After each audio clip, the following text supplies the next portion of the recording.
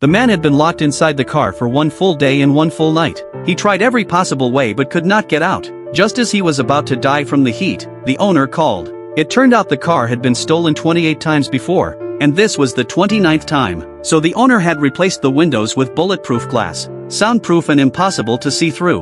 When the man heard this, he exploded with rage. The owner did not argue and simply hung up. Then cool air began to blow from the vents. The man thought the owner was scared, so he sat in the passenger seat and enjoyed it. But soon, he noticed something was wrong. The wind speed grew stronger, and the temperature dropped lower and lower. He quickly put on his clothes, tore half his pants to wrap around his wound, ripped up newspapers to block the vents, and finally covered himself with the floor mat. Just as he was about to freeze to death, the air conditioning suddenly stopped. The owner called again. The man begged for water, but because he begged too politely, the owner hung up again. The man fell back into despair. At that moment, a police car stopped nearby. The officer looked around the car. The man struggled inside, but the vehicle did not move an inch. In the end, the officer only left a ticket and drove away. On the third day, rain began to fall. The man imagined the raindrops falling into his mouth. The owner called again. He said there was a straw in the trunk with water. The man broke into the trunk area, pulled out the straw,